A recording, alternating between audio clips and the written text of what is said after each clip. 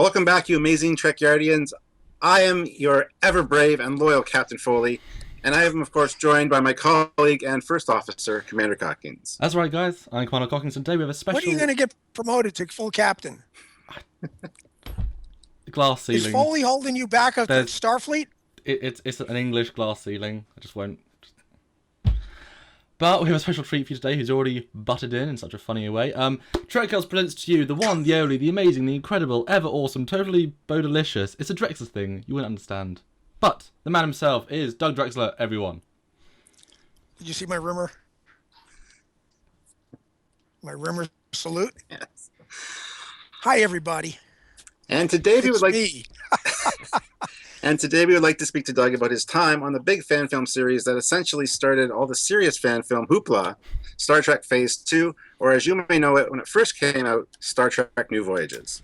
So yes, Doug, tell us a little bit about those early days. When you first approached work on this series, was it James Cawley who initially approached you? And what do you remember from these early discussions of making new, old Trek again? Take us back there, Doug, and give us the story of how it all started.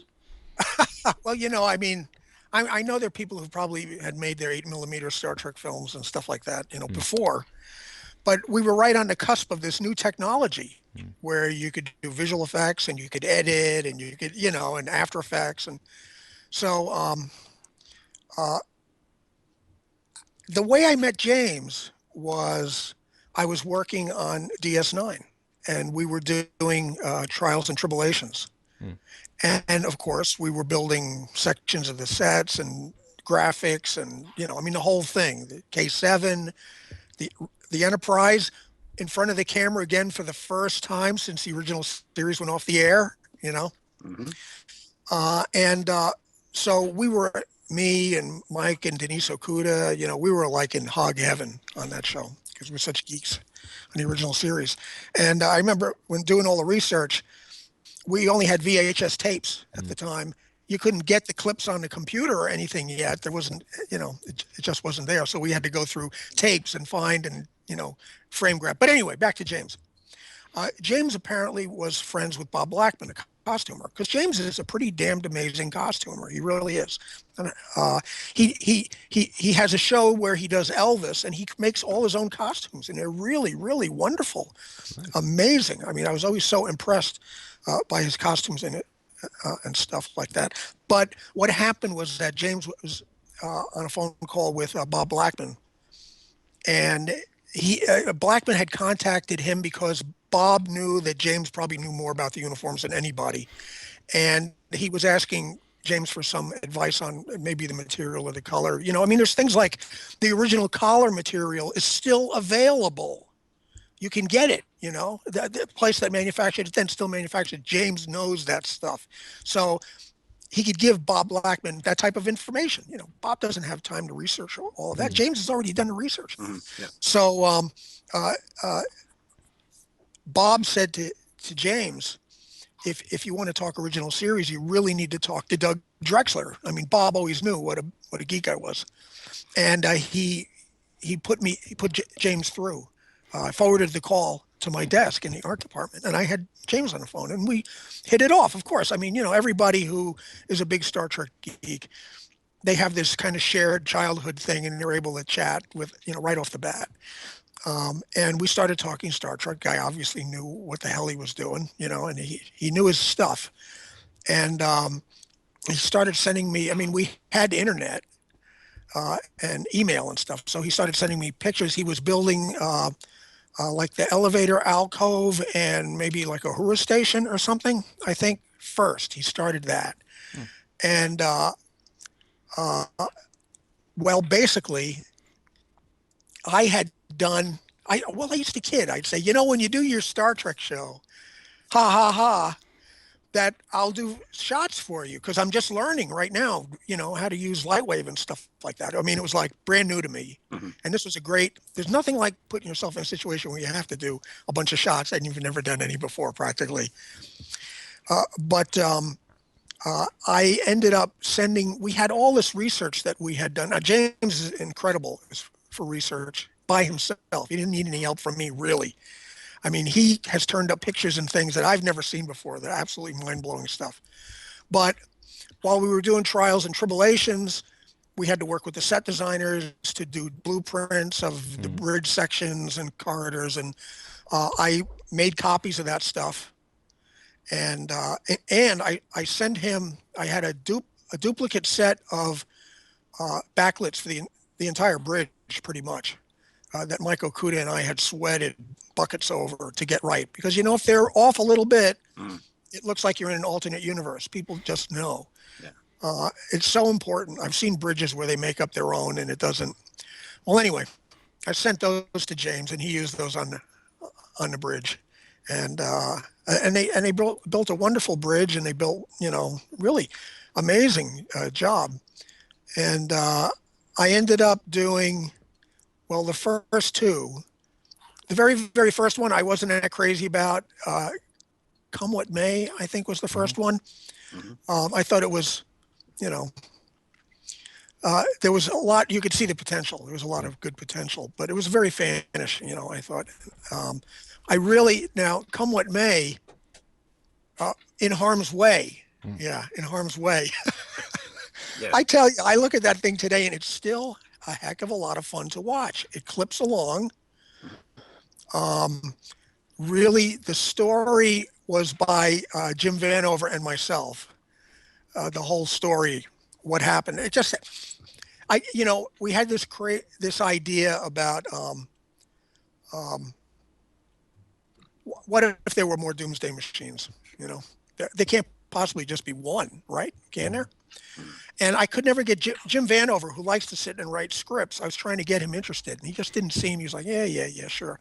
And I came in one morning. I think I was shaving, and I got this like a burst of an idea, and I'm like, well, wait a minute. We don't really know that Matt Decker is dead. Maybe. So I go into the office. I say, Jimmy, I go, what if I told you that Matt Decker is not dead and that he survived? And I saw the light go off over his head. And that's how that whole thing, basically, we continued the doomsday machine, came up with a way to use the Guardian of Forever to bring, Pike and Kirk together, with the timeline change. And it was just a lark. And then later on, I read an interview with Joss Whedon, who said that he watched it and he was on the edge of his seat through the whole thing. And, sometimes I think it would be fun to do it again and do it, slicker, but I mean, right now you look at it, it's creaky. No, actually the original series, if you look at it, is kind of creaky in some ways too. That may be part of the charm, that it's done so earnestly, even though we all know that the buildings out the window are made out of black cardboard that were cut into the shapes of buildings, like, in Court Martial or whatever it was. You just go with it. It's just part of the feeling. James used to have this, he changed it after a while, but in the beginning he had his Elvis hair. Yeah. And it was very, very Elvis, and people made fun of him for that. And he did tame it down after a while, but I have to admit that I begged him not to do it. I said, there's a certain Jimmy Neutron quality to it that I love. I said, it's your look. I mean, think about it. Originally, Roddenberry wanted Jack Lord was first choice. Have you ever looked at his hair? I told James that. I go, look at Jack Lord. That's what Kirk's hair would have looked like, because Jack Lord would not change his hair. Mm-hmm. There's no doubt about it. He would have been just like you. So, I mean, why cave to everybody who's making fun? I just stick to your guns. After a while, it'll start to look normal. Someone brought to my house, it may have been Darren Doctorman. He brought over a copy of Star Trek V that Jack Marshall had taken and cut it down to an hour show. Mm-hmm. Put original series music in it. And he made Star Trek V so much better. It really... that was as a 1 hour show cut down to an hour with some of the music that you love and stuff like that. Mm-hmm. It is a one kick-ass episode. It really is. I was like, wow, this is really amazing. Cool. And I called James and I said, have you seen? And he goes, yeah, that's Jack Marshall. He's going to work on it with us. So Jack and I, been friends for quite a while now. Jack and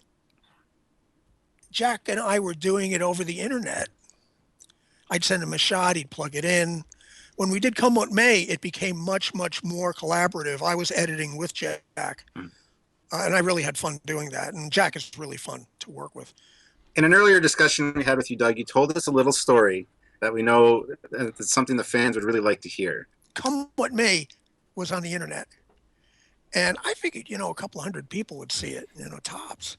And I get a call from our PA, Bernd Heidemann, I think it was. He says, Doug, guess what? He says, they're watching that show down on stage. So I'm like, oh, shit. And I go down the stage, and Ron Moore, visual effects Ron, is sitting in a tall director's chair on stage. And just as I walk up, there's a scene where it's the starbase, and it opens up, and the Enterprise comes out. They're watching that with people all around the chair, and I'm right next to Ron looking at it. And Ron looks at me and he goes, "They'd never let us do anything that cool." So I'm like, well, that was fantastic. And I didn't say anything. And I went back to the art department. Like, boy, I hope this doesn't go any further. And in about a day or so, Herman walks in the room and says, Doug, do you know anything about a Star Trek, what did he call it? New Adventures or something like that? I'm like, I felt this cold wave go through. I'm thinking, fuck, I never thought in a million years that this would happen. It's just a little fun thing. And he says, I said, no, Herman. I don't know. Really? And he says, yes, I was just down in the production office, and I was sitting with Mary Howard. Who's like a producer. And she's watching it, and somebody walked in the scene and walked out, and she said, that's Doug Drexler. And Herman goes, no, it isn't. It doesn't look. And it was me. It was. I had a short cameo, just a brief walk in, walk out. I think I am dead. And Herman says, oh, okay, I just wanted to ask you. And as he walks out, I instantly knew the minute I said no that I never lie to Herman. So I followed him into his office and closed the door behind me. I said, Herman, yeah, I know all about it, and I was involved with it. And he says, well, Mary may want us to come over there and have a chat about that. I'm thinking, I am fired. And a couple of days went by and nothing happened. I'm thinking, this is so far off her radar, she doesn't care anymore. And then Herman walks in and says, Mary wants to see us at 1:00. And I remember exchanging looks with Mike and Denise, and we're thinking, I'm never going to come back. And I'll never forget walking across the back lot to go to the production office, which is on the other side of the lot. My heart was in my mouth, and I'm with Herman. I don't want to let Herman down either, So we go in the production office. We enter Mary's office, and Mary's sitting at her desk, and there's two women on a couch there, sitting there. And when I walk in, Mary breaks into a big wide smile and gets up, and she shakes my hand with both hands. When someone shakes your hand with both hands, that's probably a pretty good sign. I'm thinking, if she was upset with me, I'd be lucky if I got a handshake at all. She just glare at me probably. And so, and it turns out these two gals sitting on a couch, they're both Paramount lawyers.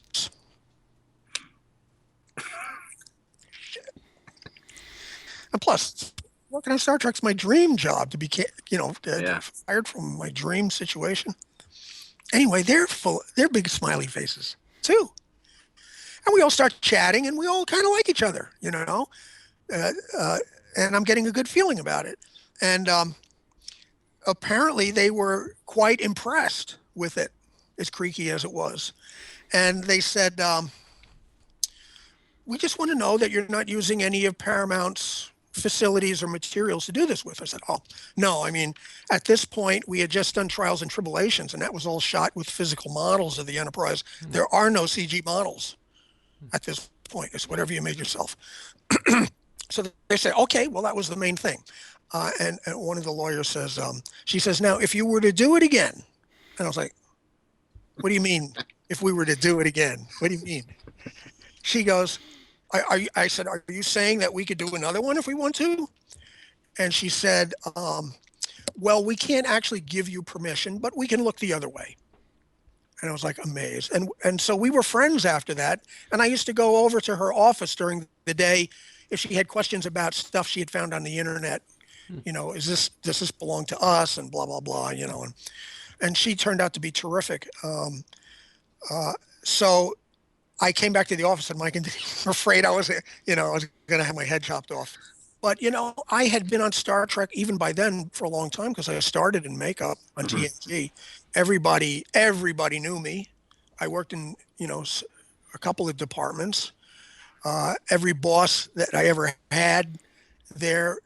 As a matter of fact, when I went to Galactica, Ron French, who was the unit production manager, Gary wanted to bring me on, and Ron French says, "Can you give me some contacts at Paramount?"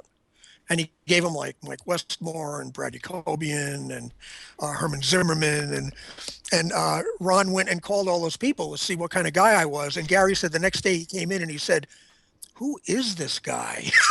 Who is this Drexler guy? I'll never forget that. Who is this guy? So anyway, that was one of the scariest moments I ever had in my Star Trek career, but it was responsible. That moment with me and them was responsible for the fan film revolution that followed, where Paramount, they just became very generous and let everybody have a good time. And do you remember what James said when you told him this story? Oh, I'm sure he was slack-jawed. I can't remember any comments in particular, but everybody was like, slack-jawed. But so in some ways, I am one of the fathers of, like James Cawley, and Jack Marshall too, one of the fathers of the Star Trek fan film phenomenon. Because I think that especially when we did Come What May, and Dorothy I said, actually, we were going to have Michael J. Pollard in Harm's Way instead of Barbara Luna. And he was all set to do it, and then he got nervous. He was afraid he'd get in trouble with the union or something like that. So I said, Dorothy, we saw Barbara Luna last year at a con. Let's see if she'd be willing to. She was like one of my first crushes in the universe when I was watching Star Trek. And we got, and really owe this to Dorothy. Dorothy did all the legwork. We got Luna, who has ended up being one of our very best friends. We see all the time. Malachi Throne, who's gone now, I'm sorry to say. We beloved Malachi Throne. And we got William Wyndham as well. And all those shots with them were shot in our living room. And the stuff with Luna was fantastic. I mean, she was real. And William Wyndham was a blast. And he did a great job. He really was into it. He kept telling us that, his ship, we switched the ships around because of the time change. And he was like, my ship was the Farragut. And I go, oh, in this reality, he's like, I don't know what you're talking about. He showed up from Alaska in a Willys Jeep with mud caked all over it, and mucklucks and a beard. And I met him outside and I said, my wife has had a crush on you since The Farmer's Daughter. It was a TV show from the late 50s, early 60s. And he looks at me and he goes, I'll take care of that. Oh, jeez. What a great time that was. But let's go back to some actual shots of Phase 2 New Voyages. So can you think of any shots specifically in the earlier stuff that you remember that you did that you loved? There were some great scenes with the Enterprise is really whipping around and doing some pretty fantastic things. So how did you come up with this stuff? Was it your idea to do really interesting stuff, or were you asked to do that as part of storyboarding? Idea. Cool. Yeah, talk us through some of those shots and why. And you said you went. Well, honestly, like I said, I thought that maybe 200 people would see this thing. Figured I might as well have some fun with it. I always thought that the Enterprise could be in 12 places at once. I mean, it's a speed and movement machine. The fact that we have it running like a ship on a lake, I like the look of it, but you got to believe that the Enterprise can do stuff that the fact that it goes from here to here in a flash, that's only a fraction of what that ship is capable of doing. And as far as maneuverability, and I'm like, let's really make it, do barrel rolls. But why couldn't you? Come on, give me a break. I mean, the way I see it is that really the way the helmsman would work with the ship is that it would be tied into his neural, synaptic, network, and that it would become an extension of his body and he could jink and, why not? I did some stuff that was a little bit, like if the ship was here and it was going to go in, it would go back for a second, then go zoom. Why not? But anyway, way more people saw it than I ever did. And I took a roasting that was comparable to the NX roasting. I never did it again. I don't do it on Star Trek Continues, because on Star Trek Continues, my whole thing is about doing it as true to what they would have done as possible, not try to improve on it or fix it up or anything. So I figured I'd have some fun with it, and I still enjoy it. I still like it. I still think it's, we put together, we had the original Enterprise and the Kirk's Enterprise and the refit Enterprise and the Daedalus. Thinking back, I think we talked about this. Where did Daedalus originate from? Calling it Daedalus.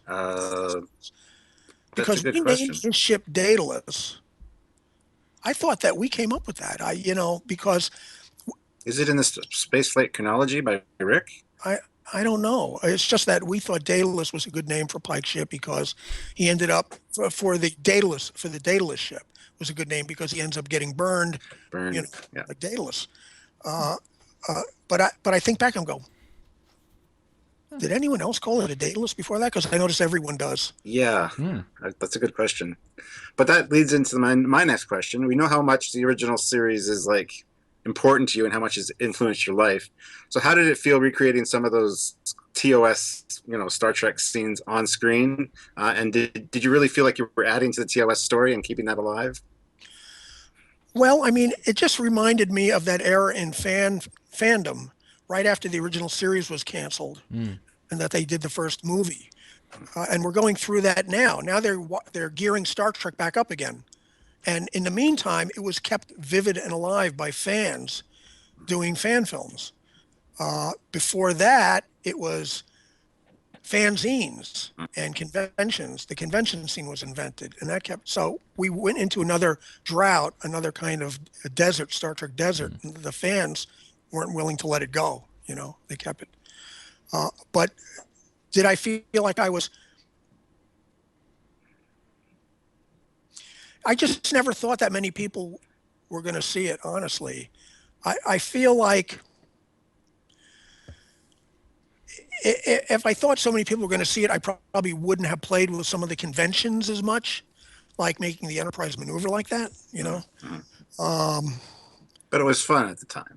Oh, yeah, it was fun. And, and I still like looking at it. There's such an exuberance about the whole thing. It's very bubbly. Well, it's very unique. And kicky. And that's something that's important in the Trek universe. We hadn't seen before, but we always wondered if the ship could do that. And it was cool to see that on screen. Yeah, I mean, I have that crazy shot where they sound off the dinner bell for the Doomsday Machine, and the camera goes from Scotty into Jeffrey's tube up and into the warp engine. Yeah. And the thing, I mean, my idea was that the device, this is what it looked like before it was all beat up.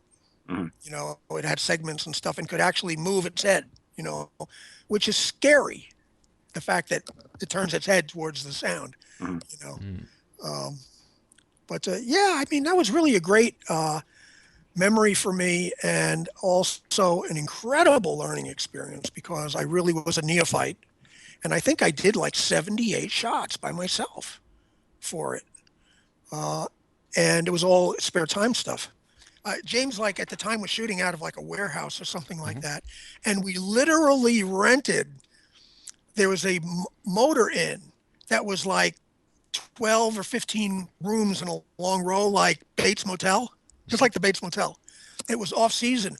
We rented the whole place. I think it cost us $4,000 or something to rent. We had the entire place. And it was like a big party there. And people would come in to stay at the motor hotel because it looked like it was open. And we'd be doing burn makeups. I did makeup on that show too. I will never forgive those guys, because I was well out of makeup. I came in and they said, we lost our makeup artist. You have to do Spock's makeup. And it was horrible. It really was horrible. I was not prepared. I didn't have anything I needed. I think I made eyebrows cut him off his wig and glued him on. It was, Spock's makeup's embarrassing to me.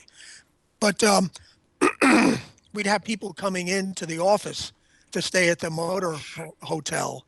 And there'd be, Captain Pike with a burned face sitting in a chair. Nice. Memories you can never replicate. And John Carrigan, okay? Mm-hmm. John was, I called John. And I said, John, we're doing this thing and we need a Klingon. Would you be willing to be in it? And that was his start of his career as a Klingon. I kicked that off for him. Yeah, and I met John John's at a recent. I met John at a recent convention. Really, really great guy. He's a great guy. He's a great guy, and he really had fun doing it. And he's done Klingons galore at this point. Anyway, but you helped with many offerings at the start, and then you even made that short vignette Center Seat later on. Can you tell us, in your entire work with Phase 2 on New Voyages, what was your favourite scene, or favourite episode, or favourite piece that was... Well, the thing is that, as much as I really love In Harm's Way, and I really do, the one that I think shows what was to come was we did a short vignette after that called Center Seat, and Jim Vanover wrote it. And it was much slicker than anything that had come before it. It felt really solid when you watch it. And it's just a wonderful character piece between DeSalle and Sulu. You know, I think if you recall, Sulu comes in and DeSalle's sitting in the chair, and Sulu's just come back from command training, you know. It's just a really wonderful little, you know, bit. I do love that a lot. I think it's really great. Yeah. All right, so we know In Harm's Way there was quite a few ships, some Constitution classes, Daedalus, Doomsday Machine, the entire virtual set for Gateway, the Guardian on the planet of Forever. Now, talk us through what was involved in those early days for building those things, and did you build all those assets for that? Yeah, and I built what was really fun. I have some shots that I could send you. I built the Guardian set first, and I have a picture of it somewhere here where you look at it and you go, holy crap, that's it, right? That's not CG. It really looks like, wow. Of course, the sets and stuff on the show have a slightly larger than look to them anyway, so that helps, you know. But yeah, I made all that. I made the Project Timepiece and, you know, all the valley that the Enterprise flies through, and cool. That must have been a crazy thing to read in the script and to know you'd have to make it, because I mean it looks great on screen. It really gives it such a scope and such a new feeling. And I mean, how long could that possibly take to make everything? That's crazy. Gee, I think that I probably did it over hiatus. So I probably had a couple of months to do everything. And but it was just, you know, when you're having fun, it's you know, you're able to. It was a lot of work, but that was really that really set me up for so much that was to come. Yeah. You know, working on that. Well, I was so impressed with all the Gateway stuff that for me is canon of what's after, you know, Guardian Forever. Like, I love that set so much. So I definitely, in particular, Center Seat and In Harm's Way, I have real special feelings for. A lot of fun. Yeah. I've known James a long time now. I think he's a remarkable guy. He knows how to get things done, you know, and his passion is I love his passion. And I look forward to the next time we chat. I hope we talk soon. We don't get to talk that often. He's over there and I'm over here and we're all working. Yeah. But, you know, have you ever seen his Elvis? Just a couple of clips. Have you ever seen a performance? So, no. Guy, your jaw will drop. He is really terrific. You can't believe that sound comes out of him. Yeah, James is one of the originators of. Like I said, there have always been people who've done their own little 16 millimeter or 8 millimeter films and stuff like that. But the modern era of fan film started in Ticonderoga. You know. Yeah. When we did Come With Me, Rod Roddenberry came up, and that's when I really got to know Rod. We shared a hotel room at the Motor Inn, and it was like Rod's quite a snorer. He could really snore, boy. I am and too. I'd wake up in half light, and I'd hear that snoring, and I'm thinking, that's a Roddenberry snoring. Cool. We did have great fun. Great fun. Well, guys, there you go. Always a great pleasure to talk to you, Doug, and hear all of your great stories. Thank you for joining us today, and we look forward to talking to you soon about some other work, or some of your other work in the fan film community. I look forward to it, gentlemen, and everybody at home. But as always, guys, thanks for tuning in, and I hope you enjoyed the show. If you want to support us on a regular basis, go to Patreon and support what you can. If you want to do a one-time donation, as always, go to trekyards.com and click that donate button. So until next time, guys, I am Connor Cockings. And I'm Captain Foley. And he's Doug Drexler. See you guys. Saying, see you all out there somewhere in the future. Bye, guys. Bye. Live long and prosper.